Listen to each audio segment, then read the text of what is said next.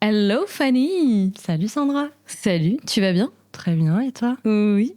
J'ai trop hâte, comme je te le disais, de comprendre un petit peu tout ton parcours, ton histoire, tout ce qui se cache derrière l'histoire de cette incroyable marque que tu as montée. Mais donc c'est toi qui se cache derrière, donc c'est surtout ça qu'on veut. Entre autres. Voilà, entre autres.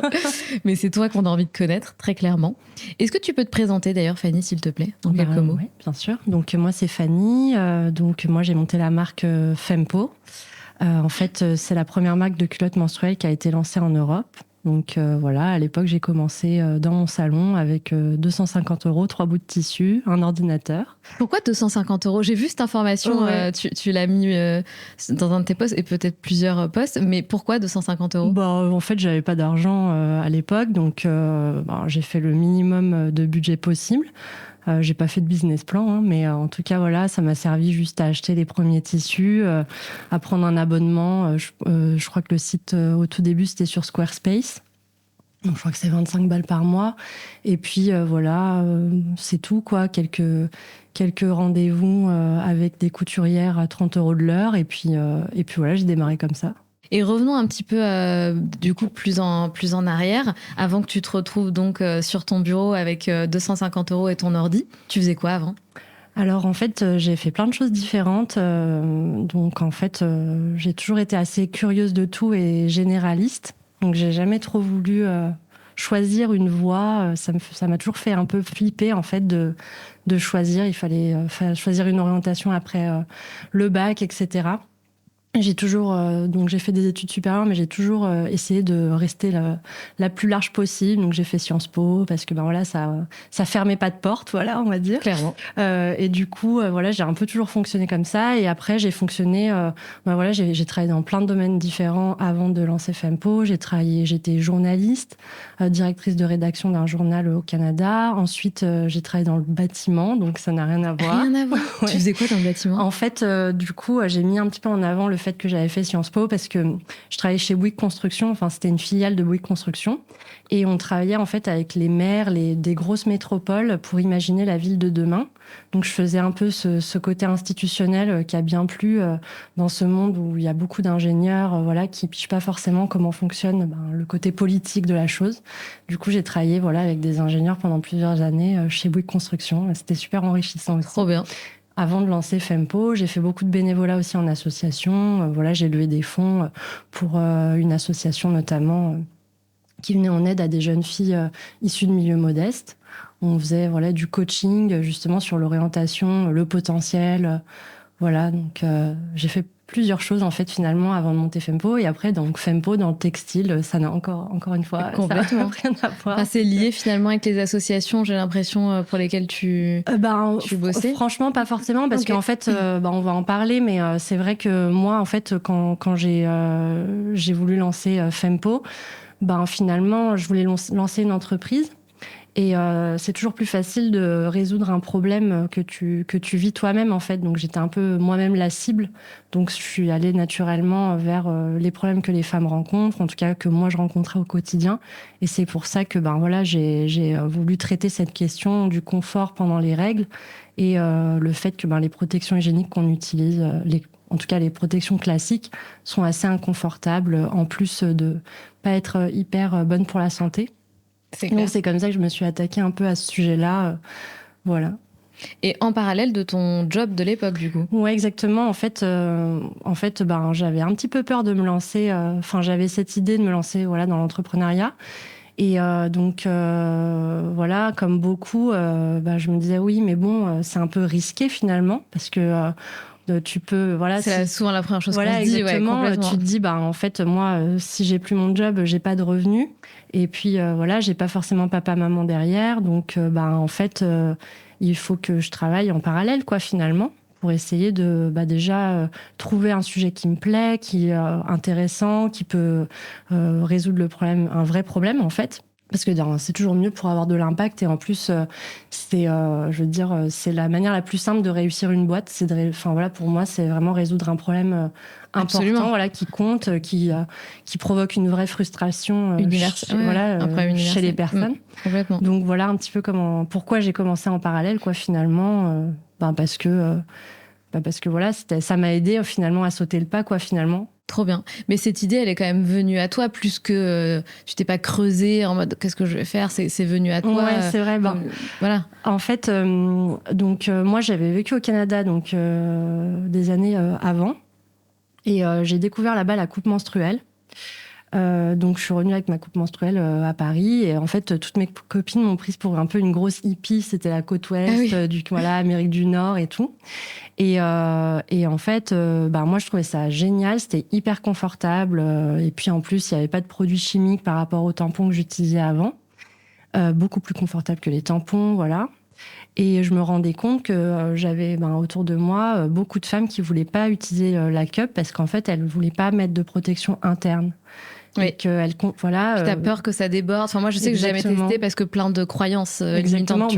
Croyances peut-être, mais en tout cas, voilà, c'est aussi un choix, on va dire. Enfin, il n'y a pas de mal à pas vouloir mettre de protection interne, mais en revanche, il y avait à ce moment-là pas d'alternative pour ces personnes-là qui se retrouvaient, à devoir porter des protections externes, mais en fait par dépit, qui sont un peu les protections les plus inconfortables qui soient. C'est clair. Et du coup, c'est un peu comme ça que j'ai un peu réfléchi à finalement comment faire pour trouver une protection aussi confortable que la cup finalement, mais qui soit externe.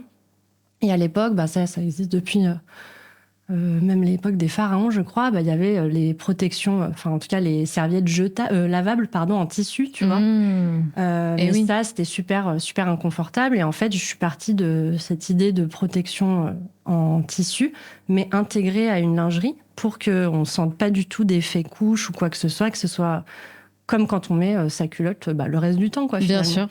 Voilà donc comment ça a commencé. Quelle bonne idée. Et à ce moment-là, donc, on est d'accord que tu as ton job, t'as confirmé.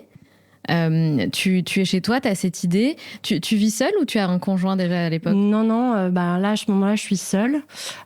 Du coup, en fait, je me suis lancée avec une amie que j'ai rencontrée au Canada. D'accord. Donc, on a bossé ensemble sur ce projet-là. Et c'est moi qui ai développé le produit. Elle s'occupait plutôt de la partie communication et tout. Et du coup, voilà, je n'étais pas non plus seule face à moi-même. Oui. Mais en tout cas, en effet, les premiers temps, j'ai réfléchi à les différents tissus qu'on pouvait utiliser, justement, en faisant des recherches sur Internet. Il y a une mine, en fait. Internet, c'est génial. Complètement. Et maintenant, tu as ChatGPT. Voilà, exactement. Voilà. Donc, on a cet outil qui est incroyable et qui permet de lancer des entreprises pour 250 €, justement. Avec très peu de budget, en complètement. Et du coup, en allant sur des blogs de mamans qui faisaient elles-mêmes les couches lavables pour leur bébé, elles ont fait énormément de tests. En fait, c'était un peu mon école d'ingé, tu vois. Incroyable. J'ai découvert quels étaient les tissus les plus absorbants, imperméables mais respirants et tout. Et du coup, j'ai un petit peu fait mon dossier technique de culottes menstruelles comme ça, en m'inspirant de ce qui existait déjà, en fait, voilà. Et puis, on parlait des profs de couture tout à l'heure. En fait, je suis allée sur le site Superprof, qui existe encore aujourd'hui, je crois. Ok. Donc, c'est un site, en fait, où tu peux trouver un prof de piano, de ce que tu veux, etc. Trop bien. Et donc, il y a des nanas qui donnent des cours de couture. Et j'ai cherché une professeure qui était spécialisée en lingerie. Et donc, je l'ai contactée. Autour d'un café, je lui paye une heure de cours, 30 balles, pour qu'elle m'explique non pas comment coudre une culotte, mais en tout cas, comment ça fonctionne, en fait, de mettre en production une culotte, qu'est-ce qu'il faut, etc. Est-ce qu'elle collait des usines et tout. Donc, voilà, c'est comme ça que ça a commencé. Et en fait, en parallèle de ça, quelque chose de très important qu'on a fait au début, c'est qu'en fait, on a en fait parlé du projet avant d'avoir un produit fini. Donc souvent, aujourd'hui, j'accompagne beaucoup d'entrepreneurs, notamment des entrepreneurs débutants, qui conçoivent un peu leurs produits tout seuls dans leur cave et ensuite, le jour où ils font leur lancement, en fait, personne ne veut de leurs produits, quoi. Et c'est pas du tout l'approche qu'on a eue avec Fempo. Surtout, enfin aussi parce que on n'avait pas forcément d'argent. Du coup, en fait, on a d'abord créé un sondage pour valider notre idée. Donc voilà, un truc en une demi-journée, très simple, 10 questions, comment vivez-vous vos règles, en demandant bien aux personnes intéressées de suivre le projet leur email à la fin. Et je me souviens, j'ai posté sur tous les groupes Facebook que j'ai trouvés où il y avait potentiellement des femmes, que ce soit des groupes de coupes menstruelles ou alors des groupes un peu plus généraux, genre Wanted Community et tout. Et donc, on a eu 3000 réponses en 48 heures. C'était incroyable. Oh là là. Ouais, Ah oui, là, tu t'es dit, OK, il y a un vrai problème. Il y a un vrai truc. Ouais. Et 600 emails, 600 femmes qui nous ont laissé leur email en disant, voilà. C'est énorme. Voilà. Et du coup, là, tu testes ton idée, franchement, avec très peu de moyens. Et tu vois qu'il y a une vraie traction, sans parler du produit, quoi. Hein, vraiment, juste en essayant de bien comprendre quelles étaient les frustrations. Et clairement, la frustration numéro 1, c'était vraiment le confort. Ensuite, la santé. Et ensuite, le côté, je génère des déchets, qui était arrivé en 3e position. Donc, c'est comme ça que j'ai itéré un peu là-dessus, sur le produit, et où j'ai senti que j'étais un peu sur la bonne voie. Sachant que beaucoup de femmes, en fait, utilisent des protections externes, mais ont un petit peu honte de le dire parce que ça fait un peu mamie, enfin, tu vois, ça fait un peu old school. Et en fait, du coup, c'est un peu une frustration qu'on garde pour soi. Donc, du coup, j'avais même dans les réponses, des remerciements juste parce que j'ai posé la question. Juste parce qu'on a posé la question de comment, finalement, elles se sentaient, les femmes, pendant cette période. C'est clair. Donc voilà, ça a commencé comme ça. Et puis toutes les semaines, mon associé envoyait une petite newsletter pour expliquer les avancements sur le produit. Trop bien. Les dossiers techniques, le choix des tissus, l'atelier de confection, voilà. Donc et petit à petit, par bouche à oreille, la communauté a grandi. Donc en fait, ça s'est fait de façon hyper organique. À un moment donné, on nous écrivait pour nous dire oui, est-ce que je peux être sur la liste d'attente? Mais nous, on n'avait pas de liste d'attente, mais on était à OK, oui, bien sûr, on t'inscrit en liste d'attente. Énorme. Voilà, donc maintenant, voilà, exactement. Donc du coup, en fait, ça a grossi comme ça. Et en fait, rapidement, on a pu lancer 10 prototypes. Et donc, on a envoyé un email. On avait déjà une base de, je pense, 1000 emails à ce moment-là. Franchement, c'est ouf. Donc, du coup, très simple de vendre 10 prototypes en expliquant évidemment que c'était des protos. Et surtout, on les a vendus parce que, c'est sûr que si j'avais filé un proto gratos à ma sœur, elle m'aurait dit que c'était génial. Ouais, Moi, bien. je voulais, tester, en fait, la personne a payé. Qu'est-ce qu'elle a à dire sur mon produit, en fait? Je veux des vrais feedbacks, quoi. Donc, du coup, on a pu vendre ces 10 protos. On a refait des tests avec 60 protos derrière. Et puis après, on a fait un vrai lancement, entre guillemets, avec un atelier, parce que, on peut pas fabriquer dans son salon 3000 slips. Ça devient plus compliqué, là. Voilà, exactement. Donc, du coup, voilà un peu comment ça a commencé l'aventure. Mais tu étais encore au Canada, alors? Non, là, j'étais rentrée en France. Et en effet, mon associée était en France à ce moment-là. Enfin, voilà, elle est venue à son tour vivre finalement en France, quoi. Mais c'est toujours ton associé? Alors aujourd'hui, j'ai revendu Fempo, donc du coup, on est chacune sur je suis pas du tout à l'appel, moi. Ok, d'accord. On pourra en parler, mais en tout cas, oui, on a revendu l'entreprise il y a quelques temps là. Et quelques temps, genre en fin 2023, donc il y a un an. D'accord, ok. Voilà. Excellent. Et du coup, là, on est chacune sur de nouvelles aventures, quoi. Mais en effet, on est restés associés pendant toute l'aventure, quoi, finalement. Mais c'est un truc de fou. Et alors, quand t'as créer tes premiers prototypes, c'était en 2017? Ouais, exactement. Okay. C'était en 2017. Et on en parlait, en fait, à l'époque, il n'y avait pas du tout cette vague, justement, sur le côté... pas du tout. Ouais, exactement. Pas du tout. Sur les règles, les sujets des femmes, etc., où vraiment, là, aujourd'hui, c'est très tendance. Absolument. Mais au tout, on a été un petit peu... il y a une question de timing aussi, quand on lance son entreprise. Évidemment. On s'en rend compte de plus en plus. Exactement. Et en fait, nous, on a été un petit peu juste avant. Donc, en fait, on était prêts pour prendre la vague qui nous a aussi aidés. C'est génial. Et c'est vrai mais au tout début, il y avait vraiment les personnes de notre communauté qui étaient à fond. Mais voilà, un peu, on va dire, le grand public, c'est vrai que le sujet était un peu bizarre, quoi. On me disait, mais c'est bizarre comme entreprise, comme idée, etc. Comme idée, voilà. C'est quoi ce truc? C'est quoi ce truc et tout. Mais en fait, rapidement, en réalité, le produit parlait de lui-même. Enfin, voilà, les clientes nous écrivaient pour nous dire « Vous avez changé ma vie ». Elles en parlaient à toutes leurs copines. Donc, ça a fait boule de neige, quoi. Incroyable. Finalement. Tu t'attendais à ça ? Non. Non, franchement, je m'attendais pas. Tu visais quelque chose, quand même. J'imagine que tu avais des objectifs, une vision. Enfin, voilà, en plus, tu as fait Sciences Po. Donc, tu vois ce que je veux dire ? C'est pas en plus, tu as fait Sciences Po, mais je pense que voilà, tu devais avoir quand même de certaines attentes, peut-être de certaines exigences envers ce projet. Alors après, moi, c'est vrai que je me suis toujours fixé des objectifs très ambitieux. Ok, voilà, j'adore. Ça, c'est vraiment, ma personnalité. Souvent, les gens se foutent de ma gueule. En plus, ah ouais. Ils disent mais tu voilà, donc maintenant, j'évite de donner un peu mes objectifs. Non, mais maintenant, avec l'expérience, au début, ça te démoralise un peu. Bon, faut pas lâcher le morceau, quoi.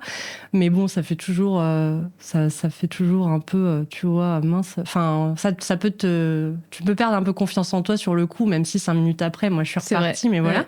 Mais en tout cas, alors moi, j'avais peut-être un objectif un peu caché de grand succès, bien sûr, parce que voilà, moi, si je fais un truc, c'est pas pour, voilà, on n'est pas là pour jouer aux cartes, comme je dis toujours. Voilà. Mais en tout cas, je me fixe toujours un objectif un peu plus réaliste pour me dire, enfin voilà, pour quand même rester fière de moi, parce que en fait, quand tu te fixes des objectifs toujours plus ambitieux, tu ne les atteins jamais.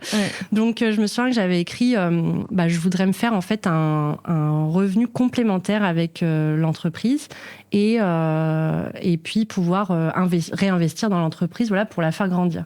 Donc ça, en fait, ça s'est très vite passé. Et en fait, la première année, on a fait quasiment 3 millions d'euros de chiffre d'affaires à 2, tu vois.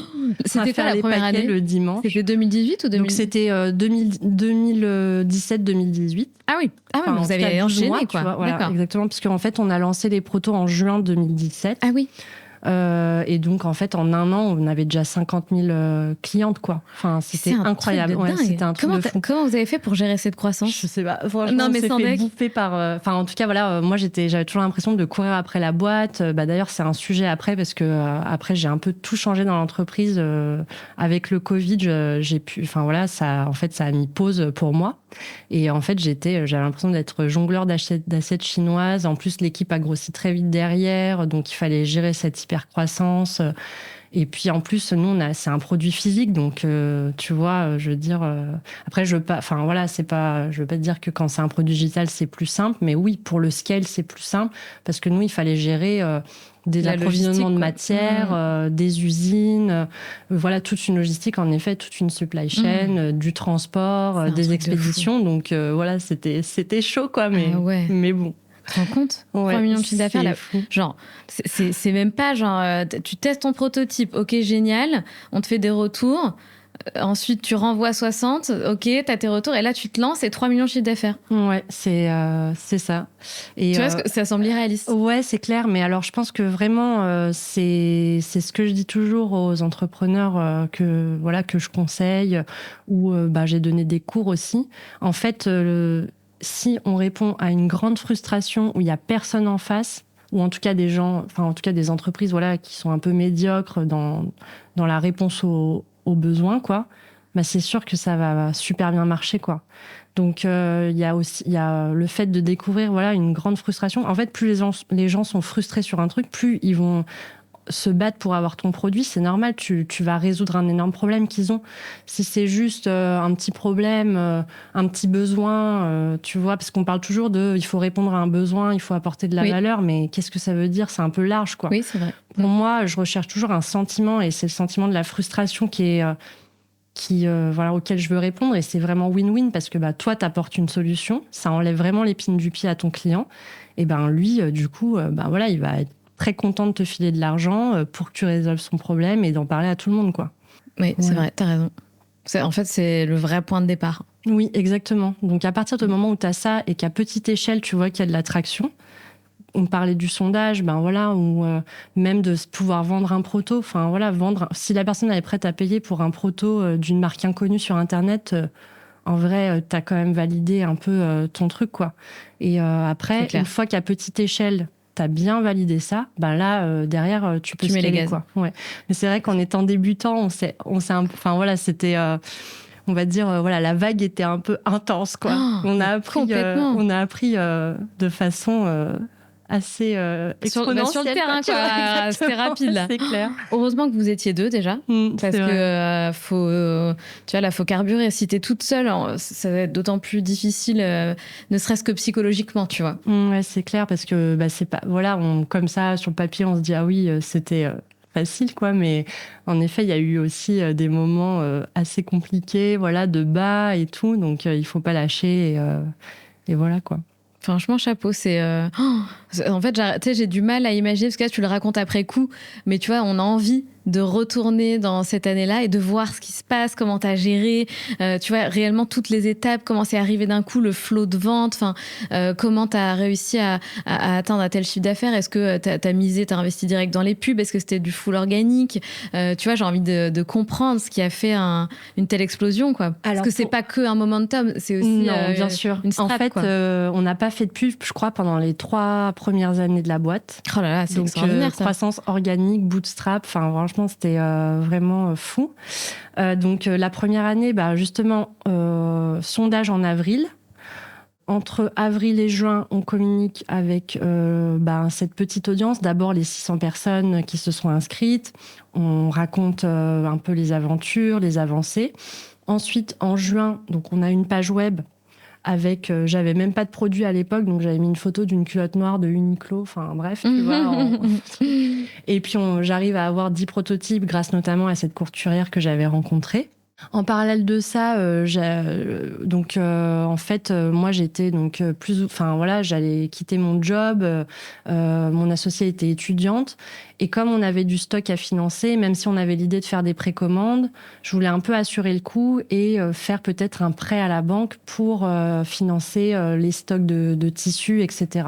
Et donc, j'avais rencontré, parce que je faisais du bénévolat dans une association, je faisais de la levée de fonds pour l'asso, et à un after-work, j'avais rencontré donc un directeur d'agence de BNP, et du coup, je lui ai glissé un petit mot sur mon projet. Donc ça, c'est aussi une méthode que je raconte parce que ça peut en inspirer.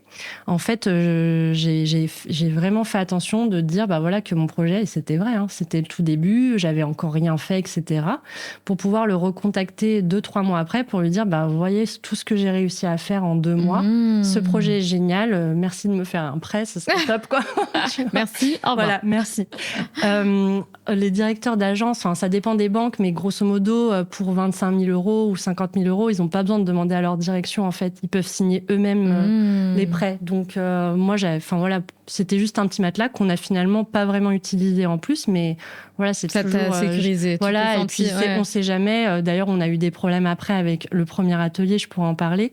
Donc, ça a été important d'avoir ça. Donc, du coup, septembre, on a refait un batch de proto, 60, je crois. Et voilà, en fait, petit à petit, notre newsletter a grossi. Et en fait, après, on a pu faire des précommandes, on a trouvé un atelier. J'avais donc cette couturière qui était un peu agent de production, qui connaissait une usine au Portugal. Donc, on a acheté les tissus, envoyé ça à cette usine au Portugal. Le prêt a été validé. On se retrouve vers octobre-novembre avec 2000 personnes en liste d'attente. Et en fait, du coup, on fait un lancement en précommande.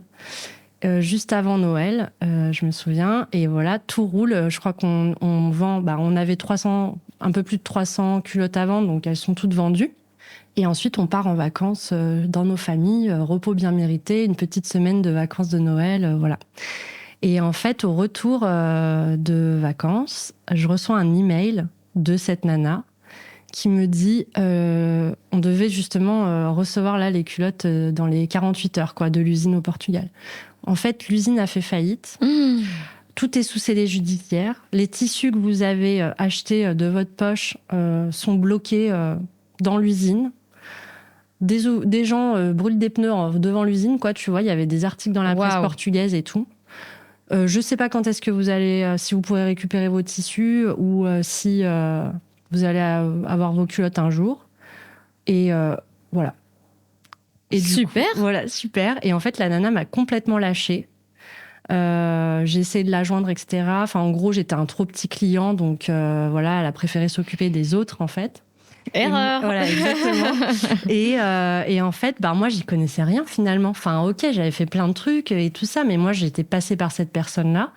Et en fait, moi, j'avais jamais mis les pieds dans une usine. Je savais pas comment trouver d'usine, etc. On devait livrer dans les 10 jours nos clientes. Et je me suis dit, mais je vais me faire défoncer par mes clients. Enfin, voilà, bien sûr. Les clientes vont dire, mais c'est quoi cette arnaque? C'est un scam, en fait. Je me suis fait arnaquer 30 €. Enfin, l'horreur. Quoi, ce truc, tu vois. Donc, du coup, c'est vrai qu'il y a des moments comme ça où tu te dis, mais je vais rembourser tout le monde et tant pis, quoi. Enfin, je veux dire... je peux recommencer, mais de toute façon, là, j'ai mis des mois à arriver à ce résultat-là. Donc, en fait, on est en janvier, j'aurais rien à proposer avant septembre, quoi. Enfin, tu vois. Et en fait, là, c'est le moment où il faut pas lâcher. Même si, bon, sur le coup, t'es un peu découragé, tu vois. Évidemment. Mais en tout cas, voilà, faut vite remonter en selle. Et en fait, moi, j'avais contacté pendant l'automne deux personnes, deux cofondateurs, deux boîtes différentes, des marques de caleçons pour hommes. Donc, dans mon domaine, mais pas directement concurrent. Des petites marques pour leur demander, moi je lance ma marque de lingerie, culotte menstruelle. Donc à l'époque, voilà, personne ne savait ce que c'était les culottes menstruelles. Mais bon, bref. C'est dingue. Oui. Et du coup, est-ce que tu aurais 5 minutes pour m'expliquer comment ça marche, un peu la prod, la logistique, comment vous organisez chez vous, parce que j'ai jamais fait ça et tout. Donc j'avais ces deux personnes-là. Et en fait, je les ai appelées pour leur dire, voilà ce qui se passe. Est-ce que tu connais pas une usine et tout? Et en fait, j'ai eu des contacts au départ, mais tout le monde m'a envoyé balader. En plus, le textile, c'est un monde un peu à l'ancienne, où y a en fait, les usines, c'est un peu c'est pas une organisation très à l'ancienne. Ouais. Les plannings sont faits 1 an à l'avance. Wow. Les gens mettent 1 an à développer un nouveau modèle, etc. Les marques, les grandes marques, etc. C'est les collections, elles sont faites 1 an à l'avance, voire plus, 18 mois, etc. Donc moi, j'avais besoin d'un truc dans les 10 jours. Ah oui. Laisse tomber, quoi. Oh, la galère. Et en plus, c'est beaucoup de jeunes créateurs qui sont très créatifs, mais alors après, ils n'ont pas toujours les pieds sur terre parce que c'est normal quand t'es très créatif.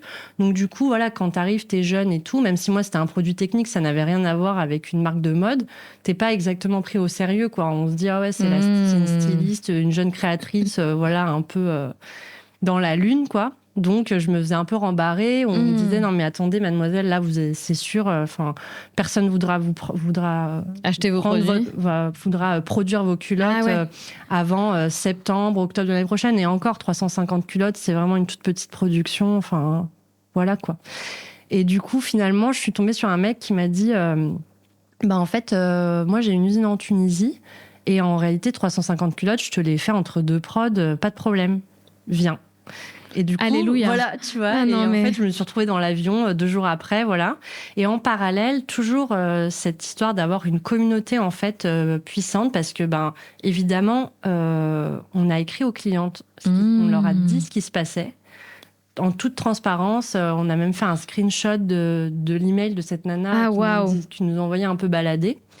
Et franchement, moi, je pensais vraiment que tout le monde allait demander un remboursement et tout. Et pas du tout. On avait des messages vraiment de soutien. Plusieurs nanas nous ont dit non, mais de toute façon, je vais avoir mes règles encore 20 ans. Je suis pas quelques mois près. Trop les bonnes réponses. Exactement. Et voilà. Et du coup, je me suis retrouvée dans une usine en Tunisie, sans parler arabe, avec des gens qui parlaient pas français. Enfin voilà, c'était à parler d'un truc, je devais prendre des décisions sur le produit, mais alors j'en savais rien du tout. Enfin, tu vois, mais c'était tout le monde était super sympa. C'était génial, quoi. Et j'ai appris comment fonctionnait une ligne de prod, j'ai appris comment on passe en fait d'un dossier technique à une prod à la chaîne, comment on règle les machines, etc. Et du coup, ça m'a donné une bonne leçon de pas déléguer un truc que je sais pas faire, même si je l'ai mal fait au début. Je l'ai fait. Et après, quand j'ai embauché des personnes qui traitaient ce sujet-là, qui étaient chefs de produit chez Fempo, je pouvais facilement challenger ce qu'elles faisaient parce que je savais de quoi je parlais, quoi. Incroyable. Donc, ça, c'était une des leçons de la première année. Mais bien sûr. Et puis, petit à petit, on a relancé des prods. J'allais souvent à l'usine en Tunisie. On a beaucoup travaillé ensemble pour affiner le produit et et puis ça s'est fait comme ça. Parce que pour faire 3 millions de chiffre d'affaires, donc de septembre à septembre, Il fallait vendre combien de culottes? Environ 50 000 culottes. Ouais. Donc, t'es passé donc en fin d'année 2017 à une commande de 300 culottes. Ça a été quoi ta plus grosse commande? Ah, je sais plus, franchement. En fait, je sais plus, mais finalement... En fait, je sais même pas trop comment... Enfin, au début, je sais qu'on faisait une prod par mois à l'usine. Et puis après, petit à petit, ils ont mis en place une chaîne. En fait, quand t'as un gros client, t'as une chaîne dédiée. Et en fait, ça tourne toujours, tu vois. Mais sinon, voilà, c'est vrai que ça peut fonctionner par petite prod comme ça. Donc, au début, on fonctionnait comme ça. Et après, rapidement... Mais par contre, les usines, voilà, ça dépend de la taille des usines. Mais il y a certaines usines qui sont capables de fabriquer aussi des grandes quantités, quoi. Nous, on a toujours travaillé finalement avec cet atelier qui est à taille humaine. Voilà, qui nous a pas lâché dès le début. Clair. Et inversement, quoi. C'est une histoire d'être humain aussi, l'entrepreneuriat. Ouais, c'est clair. Et franchement, voilà, j'ai eu des super fournisseurs de tissus. Pareil pour les ateliers. Enfin, je me suis entourée de personnes qui avaient la même façon de travailler que moi, en fait, finalement, petit à petit. Et c'est pour ça, moi, c'est vrai que je trouve ça super, les marques de Made in France et tout, mais c'est vrai que moi, je regarde pas forcément que où est-ce que c'est fabriqué. En fait, je regarde vraiment le fournisseur. Je te donne un exemple sur nos culottes. Le coton, il venait d'Italie. En fait, les Italiens, et puis le tissu extérieur aussi, parce que les Italiens, ils sont meilleurs là-dessus. Donc, j'ai pas bossé avec un Français pour ça. En fait, j'ai bossé avec des Italiens parce que moi, je voulais la meilleure qualité possible. Et je me suis pas attachée à la nationalité spécialement, quoi. Voilà. Complètement. Et puis, comme quoi, le gars qui t'a aidé sur ce coup-là, il était en Tunisie et c'est le seul Français qui t'a... pas voulu m'aider. Voilà, j'allais dire, c'est le seul qui t'a tendu la main. Donc, exactement, c'est clair. Et puis, en plus, en Tunisie, pour le coup, en lingerie, ils sont vraiment très, très forts. Il y a des super usines en France, mais en réalité, le savoir-faire, maintenant, il est là-bas, sur la lingerie, en tout cas. Et dans ton poste, c'est ça que tu dis quand je sais plus la phrase exacte que tu utilises, mais tu dis on n'a pas voulu m'aider et je sais pas comment ils vont 20 millions d'euros plus tard. Non, c'est pas qu'on n'a pas voulu m'aider. Non, je disais certaines personnes disaient que mon marché était trop niche, voilà.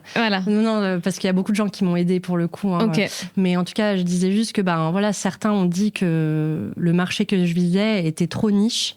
Et du coup, je disais, pour rigoler, 20 millions plus tard, j'espère qu'ils vont bien, mais j'adore. C'est juste pour dire... C'est génial, cette phrase. Voilà, c'est juste... Oh là là, la phrase est incroyable. Mais c'est juste, pour... déjà, j'aime bien taquiner, voilà, c'est pas méchant. Non, mais c'est un super hook, quoi. Peu importe. Voilà. C'est fort. Et puis oui, c'est vrai qu'au début, en fait, c'est aussi pour expliquer, voilà, aux personnes qui se lancent, souvent... tout le monde a un avis, en fait, quand tu lances ta boîte. Tout le monde a un avis. Donc, pas le demander. Voilà, tout le monde a un avis. Je veux dire, ta nounou, oui, c'est vrai. Voilà, ta grand-mère, n'importe qui, ton beau-père, tes copines, voilà, tout le monde a un avis. Et le plus important, en fait, c'est d'écouter ses clients, sa cible, les gens qui l'ont déjà fait, en fait. Et parce que du coup, ça peut être démoralisant, voilà... quand tu parles de ton projet avec plein d'enthousiasme et qu'on te dit non, mais ça, je pense pas que ça va le faire, ou alors qu'on critique, voilà, le truc. C'est vrai. Et du coup, voilà, c'était un peu pour raconter ça et pas se décourager parce que X ou Y a donné son avis. Enfin, après, c'est normal, les gens donnent leur avis, mais c'est à nous de le prendre en compte ou pas. Et la preuve que finalement, le marché n'était pas niche parce que déjà, ça concerne énormément de femmes. Et puis, en fait, c'est un produit qui s'est vraiment démocratisé aujourd'hui. Enfin, je veux dire, maintenant, même les mecs, j'ai pas besoin de leur expliquer ce que c'est qu'une culotte menstruelle. Bien sûr. Quand je raconte ce que j'ai fait ou quoi, tout le monde sait ce que c'est, quasiment. La société a été éduquée là-dessus, quoi. Ouais, exactement. Tu vois, informée, éduquée. Maintenant, on connaît tous. Mais c'est incroyable. Parce que tu as aussi joué un rôle de média, en quelque sorte, en informant un peu sur ça, sur ce nouveau produit, sur ce qui se passe réellement dans le monde, chez les femmes, quels sont leurs maux, leurs problèmes, leurs interrogations. C'était aussi votre votre objectif, j'imagine? Bah, en fait, oui, mais avec peut-être une tonalité un peu différente où, tu vois, enfin, nous, on s'est jamais... Enfin, en tout cas, c'était la philosophie de Fempo. Donc, je dis c'était parce que bah, aujourd'hui, j'ai revendu la boîte. C'est toujours le cas, mais c'est vrai que bah, c'est plus moi, voilà. Mais en tout cas, voilà, l'idée, c'est vraiment de se concentrer sur qu'est-ce que tu peux faire, en fait. Quelles sont les choses que tu as en main. Et pas forcément être dans une logique un peu je sais pas, anti-homme ou anti-système, etc. Mais plus se concentrer sur qu'est-ce que j'ai en main pour changer les choses. Là, l'idée de Fempo, avec 3 bouts de tissu, en fait, on a vraiment changé la manière dont on vivait ces règles. Comme je te disais tout à l'heure, on nous écrivait pour nous dire merci, vous avez changé ma vie. Ouais, c'est dingue. Parce qu'en fait, voilà, c'est tellement une galère en fait de porter une serviette, surtout, quand il fait 40 degrés, ça colle, ça fait couche, enfin. Complètement. Et avec une culotte menstruelle, bah en fait, t'as pas l'impression d'avoir de protection, donc t'as plus l'impression d'avoir tes règles quasiment. Donc après, oui, on résout pas tout, il y a des douleurs, etc. Mais je veux dire, déjà, on est beaucoup moins stressé. Voilà, en termes de confort et même de stress, d'avoir des fuites, donc on est moins tendu. Donc en fait, ça atténue un petit peu le côté douleur aussi, hein, parce que bah du coup, t'es plus détendu et tout. Moi, je l'ai constaté aussi qu'il était pro protection interne, en tout cas. Maintenant, après, il y a eu l'alternative culotte menstruelle. Mais vu que je suis passée aux culottes menstruelles, le fait d'avoir une protection externe, en fait, quand tu as une protection interne, finalement, ton utérus, ça se contracte pour dire, bah, en fait, il y a un truc à expulser, quoi. Donc, j'ai eu beaucoup moins de douleur, en fait, en portant les culottes, quoi. D'accord. Donc, ça, c'est mon expérience personnelle et il y a beaucoup de femmes qui partageaient ça aussi. Okay. Donc, ça peut jouer aussi un peu sur ça, mais c'est... Voilà, on va dire l'avantage principal, c'est vraiment cette question du confort. Et du coup, voilà, qui l'eût cru finalement que une simple culotte pouvait faire ça? Mais c'est pareil dans la vie, en fait. On a tous des cartes en main. Et peu importe les cartes que tu as en main, tu peux en faire quelque chose. Il y a des gens qui partent avec des super cartes, un super jeu, mais à la fin, bah, ils arrivent peut-être à moins bien s'en sortir que d'autres qui savent vraiment utiliser leurs cartes et en faire quelque chose. Donc c'est ça en fait le message de Fempo, donc destiné là en l'occurrence aux femmes, mais c'est un message un peu universel finalement. Et du coup oui, on faisait beaucoup de contenu autour de cette question-là, du fait de prendre les choses en main, d'aller de l'avant, voilà, d'avoir cette capacité de résilience. Et ça fait vraiment partie de l'identité de marque, quoi, en fait. Exactement. Et d'ailleurs, c'est ça qui est incroyable, c'est que toi, ce qui est normal, hein, puisque tu as vendu un produit, mais ce qui n'est pas le cas de tout le monde, tu as directement créé une marque. Tu sais, aujourd'hui, on dit tu crées ta marque personnelle, et ensuite, l'idée, c'est quand même de créer une marque, une brand. Et c'est plus dur, finalement, de passer de marque personnelle à je crée une marque qui est totalement détachée de moi. C'est vraiment... C'est pas le plus facile. Et donc, toi, forcément, tu vendais des produits, donc en général, tu crées une marque directement et ça a pris direct et ça c'est très fort, tu vois, tu as créé une vraie identité de marque avec un vrai impact, une promesse, une mission où tu as réussi à créer une communauté autour de ta marque et pas forcément autour de toi et ça c'est fort en fait. Ouais, et alors du coup là-dessus je pense que ce qui a servi c'est qu'en fait on est resté nous-mêmes. Tu vois, on connaissait rien en identité de marque, en BA, etc. Okay. Et en fait, par exemple, je te donne des exemples. Petit à petit, quand la marque a vraiment grossi et pris de l'ampleur, bah, du coup, on a été très connus justement pour ce côté identité de marque un peu différente. Mais en fait, on était un peu différents parce qu'on n'est pas passé par, je sais pas, une agence, etc. Et justement, les agences nous contactaient pour bosser avec nous en nous disant oui, mais il faudrait améliorer ci, améliorer ça. En fait, il y a trop de contradictions dans votre persona. Enfin, tu sais, quand t'as une marque, bon, bah, faut créer un peu ta personne cible. Voilà, ta personne cible. Et nous, justement, on a basé en fait cette personne cible sur nous-mêmes avec de la contradiction. Donc, un peu femme forte, mais en même temps, on a besoin qu'on s'occupe de moi. Un peu, enfin, tu vois, en fait, il y avait plein d'aspects. Il y avait le côté, j'avance, mais bon, de temps en temps, j'ai des coups de mou. Enfin, tu vois. Et en fait, du coup, ça parlait vachement en fait à notre communauté. Mais du coup, d'un point de vue, on va dire, des personnes du métier, voilà, ils ont un peu la déformation professionnelle. Eux, ils veulent un truc un peu lisse, voilà, très lisible et tout. Et du coup, nous, on a fait quelque chose de complètement différent, mais parce qu'on était pas du métier, quoi. Donc, on n'avait pas les biais, en fait, enfin, les biais. Je sais pas si c'est des biais, parce qu'il y a des marques qui fonctionnent très bien, mais en tout cas, voilà. C'est ce qui a attiré nos clientes, finalement. Donc ça, c'était intéressant. L'authenticité, et pareil, en fait. Voilà, et pareil pour le packaging. Moi, au tout début, donc comme je te disais, on n'avait pas trop d'argent. Donc j'avais fait un packaging qui est toujours le packaging actuel d'ailleurs, où en fait, c'est un petit sachet Kraft avec un autocollant Fempo, et il y a la culotte à l'intérieur, et c'est tout. Et du coup, voilà, les agences nous disaient, qui voulaient bosser avec nous, on a eu 2 ou 3 fois des mecs qui nous disaient non, il faut revoir le packaging parce que c'est pas assez élaboré, etc. Donc je sais pas, ils voulaient nous proposer des trucs hyper avancés, quoi, avec beaucoup de packaging et tout.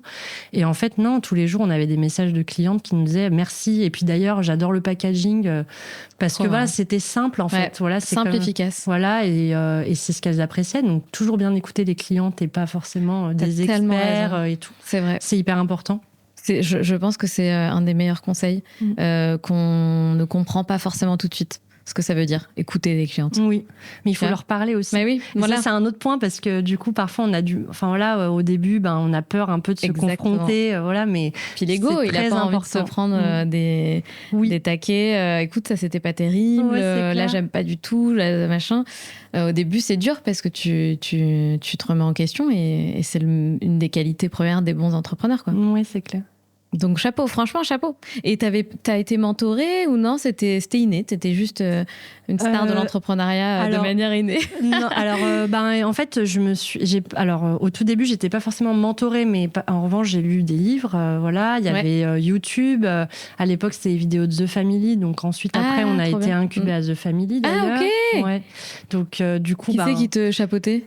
Oussama directement. Et on peut dire ce qu'on veut, il est très fort. Ouais, c'est vrai que du coup, les contenus. Enfin moi, en tout cas, j'ai été très bonne élève sur les vidéos d'Oussama. J'ai appliqué ce qui, en tout cas, sa façon de. C'est sa méthode, quoi. Bien sûr. C'est pas sa méthode à lui, mais en tout cas, la méthode qu'il nous proposait. Donc c'était super. Et puis surtout, il y avait Alice, il y avait Oussama, qui sont vraiment extrêmement forts.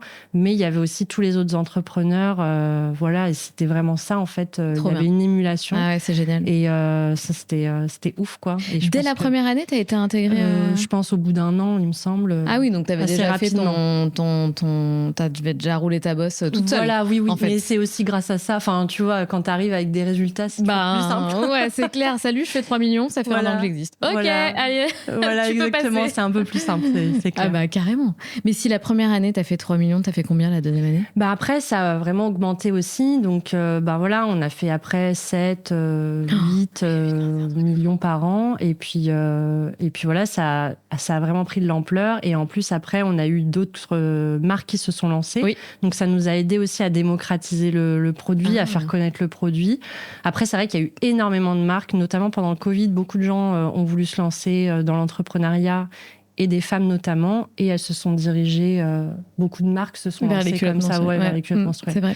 Donc voilà, et du coup, de toute façon, après, moi, j'ai un peu, à ce moment-là, en tout cas, on peut en parler, mais le confinement m'a vraiment permis de faire une pause parce que, j'étais vraiment...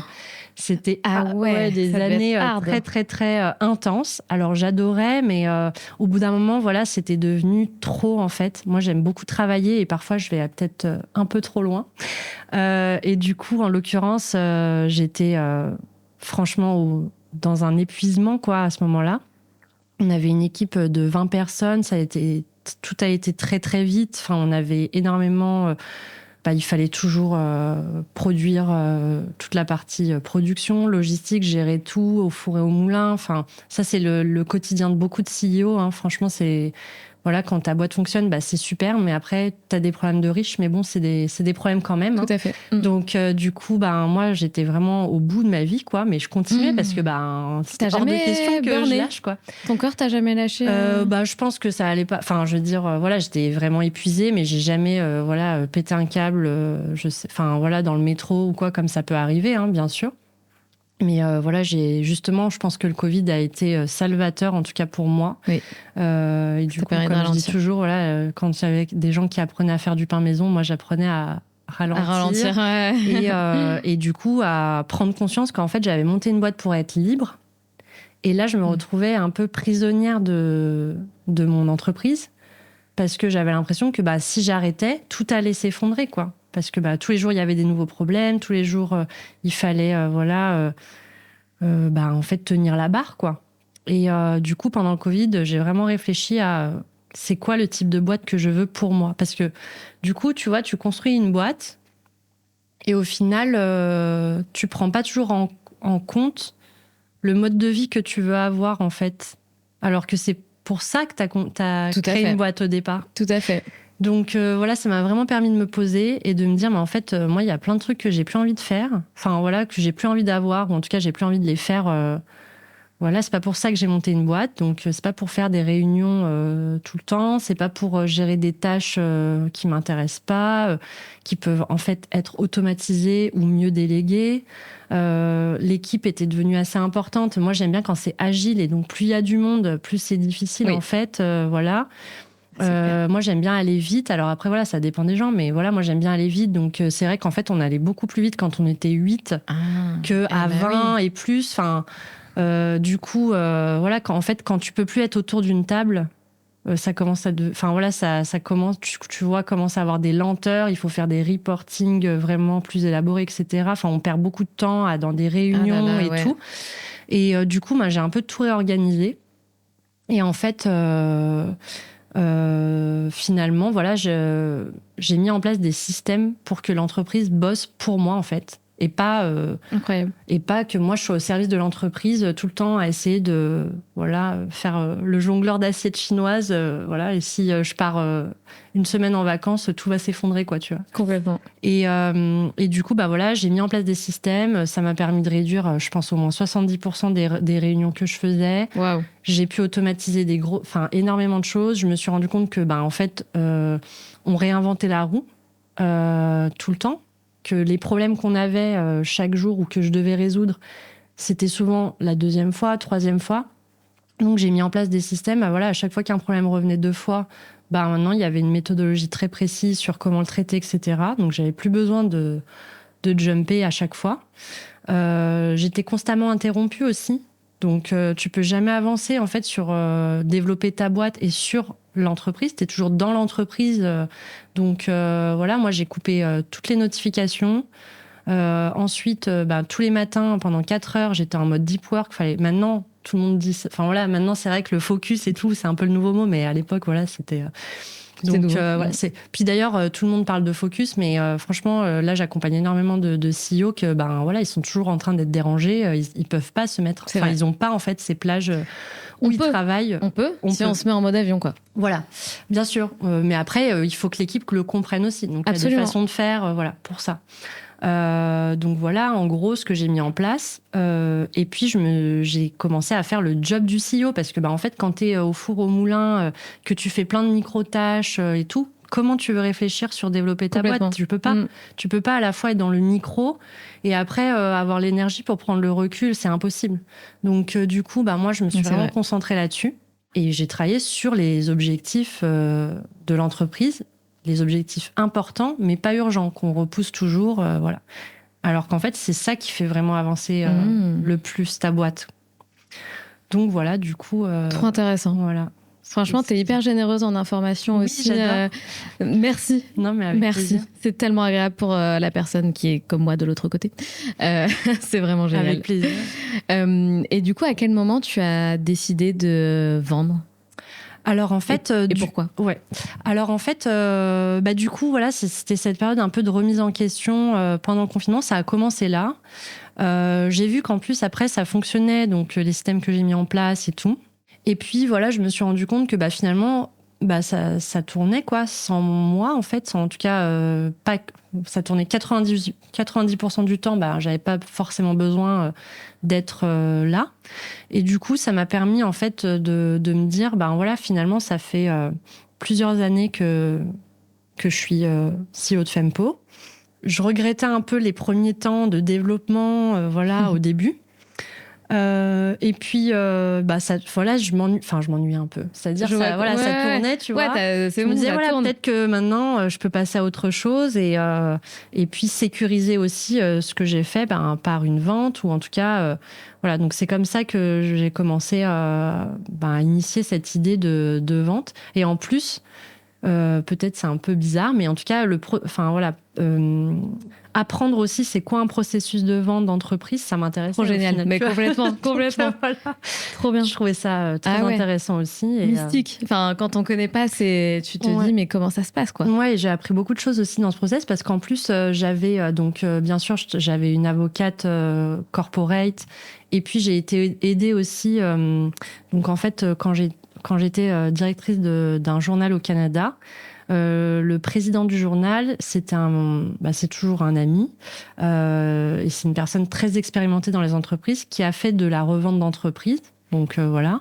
Et du coup, c'est un peu mon mentor. Et alors, à ce moment-là, il m'a donné pas mal de conseils. Mais en fait, c'est moi qui ai mené les négociations face au cabinet d'avocats de la partie adverse et tout. Et moi, j'avais pas mon avocate qui venait avec moi pour les négos et tout. Donc, c'était super intéressant. Franchement, j'ai appris énormément de choses. Voilà, c'était génial. Moi, j'ai bien aimé cette partie-là aussi. Et t'as dû mener ça superbement bien. Je sais pas, mais en tout cas...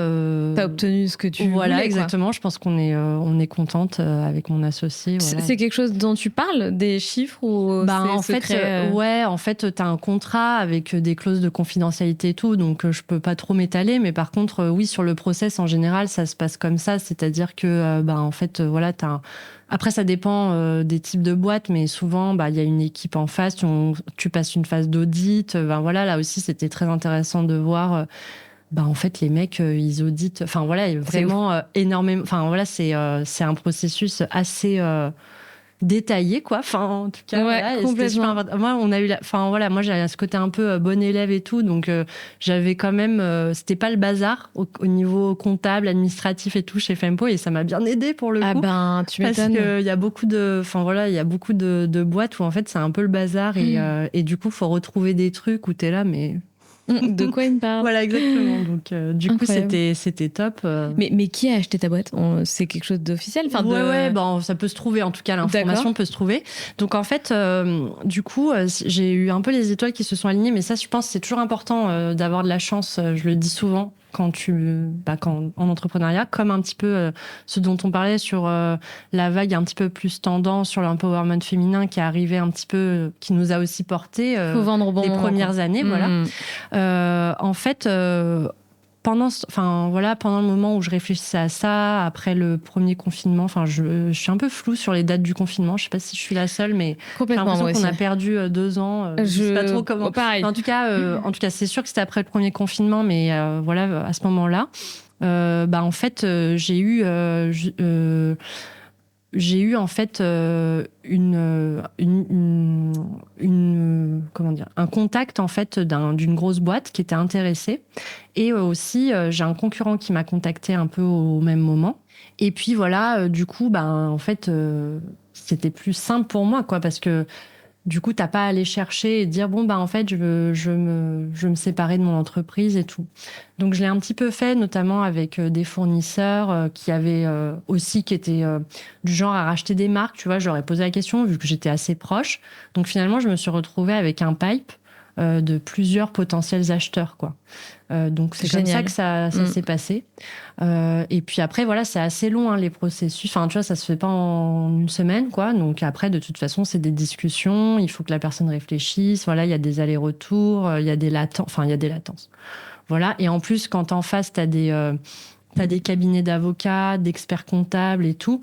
Et en fait, en France, toutes les 6 semaines, le monde s'arrête. On est tous en vacances. Enfin, en tout cas, pas les CEO de boîte, mais beaucoup de gens sont en vacances. Donc, du coup, ça repousse. Ah là.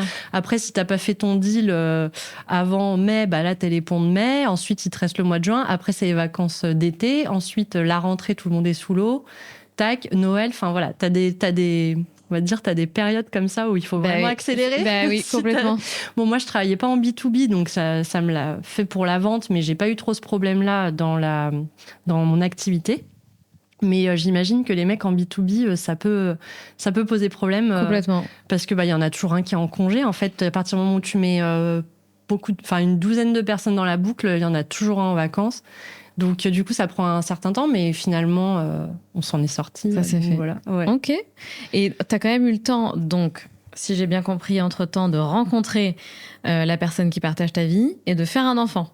Oui, Exactement. Mais je l'ai rencontré. On s'est rencontrés. Oui, c'est vrai. C'est vrai. Mais on s'est rencontrés assez tôt. Non, dans l'aventure Fempo, j'allais dire, on s'est rencontrés en 2019. Donc, vers le début de l'aventure, quoi. Donc voilà. Et puis, on a eu un petit garçon là cet été. Donc, félicitations. Merci.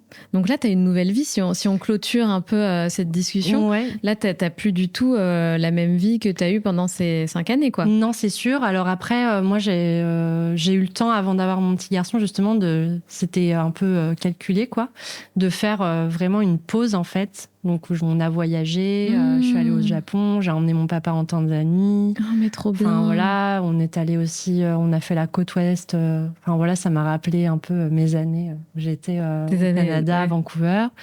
Donc, voilà, j'ai pris beaucoup de temps, pour kiffer la vie, en fait. J'ai envie de dire. Après, je kiffais aussi, mais voilà, mais pour on va dire, exactement, faire autre chose. C'est toujours. Moi, j'adore, en fait, les moments où ça speed et après où t'as plus de calme. Enfin, là, j'aime bien alterner. Ouais. Donc, j'ai vu que toi, t'aimais beaucoup l'hôtellerie-restauration, je crois. Mais c'est parce que ma carrière a été là-dedans au début, quoi. Mais en tout cas, moi, je sais que c'est les jobs que j'ai préférés. Quand j'ai fait des jobs étudiants, quoi. Franchement, je pense que j'aurais pu me diriger, en fait, parce que c'est l'excellence, déjà. Et aussi parce qu'il y a ce côté où ça speed, il y a des moments de jus, et après, il se passe rien, c'est calme, et hop, et après, on recommence. Donc, voilà. C'est des métiers passion, service. Exactement. Mais du coup, voilà, ça m'a fait penser à ça. Et maintenant, aujourd'hui aussi, dans ma journée, je suis un peu comme ça. Le matin, je suis en mode deep work, et puis après, l'après-midi, c'est un peu plus chill, voilà. Donc, ça me plaît bien comme rythme. Quel parcours. Franchement, j'en ai reçu à ce micro des entrepreneuses en tout genre. Honnêtement, je pense que ça fait quand même partie des rares parcours complètement exceptionnels, tu vois. Je pense que chapeau, clairement.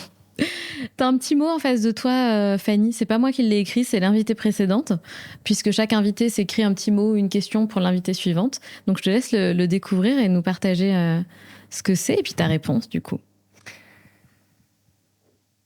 Fanny, qu'est-ce qui a suscité ta curiosité dernièrement ? Interesting. En fait, je pense que c'est la question du rachat d'entreprise qui a suscité ma curiosité, parce que je trouve que, en fait, c'est super intéressant. Voilà. Toujours un nouveau sujet. Donc, moi, j'aime bien les nouveaux sujets, les choses que j'ai jamais essayées avant. Et finalement, moi, j'ai monté mon entreprise et j'ai connu l'hypercroissance, la rentabilité dès le premier jour. Ça s'est super bien passé pour moi. Mais alors après, c'était, comme on l'a vu, hyper intense d'un point de vue croissance, de trouver les bons processus, comment je produis correctement mes culottes, comment je les livre en temps et en heure, comment je fais mon SAV, quelle équipe je recrute, etc. Et je trouve que la question du rachat d'entreprise, elle est super intéressante parce que je commence à m'y intéresser là en ce moment. Parce qu'en fait, les mecs, ça fait déjà 10 ans que leur boîte, elle tourne. Ils ont déjà recruté les bonnes personnes, parce que les mauvais recrutements, ils sont déjà partis. Tu as déjà une rentabilité, etc. Tout le processus de négo, moi, je l'ai fait, mais de l'autre côté. Donc, du coup, voilà, je m'intéresse à ça en ce moment, parce que je trouve qu'il y a énormément de super boîtes en France qui sont pas forcément valorisées, parce que, en fait, si tu fais moins de 10 millions d'euros de chiffre d'affaires, t'intéresses pas les fonds et tout. Donc, voilà ce qui a suscité ma curiosité récemment. Intéressant. Trop bien. Qu'est-ce que tu dirais comme dernier message en regardant cette petite caméra pour les filles qui regardent la vidéo sur YouTube? Tu as une caméra au milieu et en général, je demande à l'invité de faire un dernier message. Donc, bien sûr, je précise même pour les filles qui nous écoutent uniquement sans regarder la vidéo.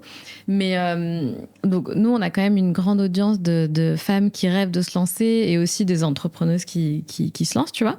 Quel message, ou je sais pas, peut-être que pour pas faire du redondant, mais... Qu'est-ce que tu pourrais leur dire qui pourrait les aider, alors oui, à se lancer, mais peut-être à voir l'entrepreneuriat autrement, tu vois?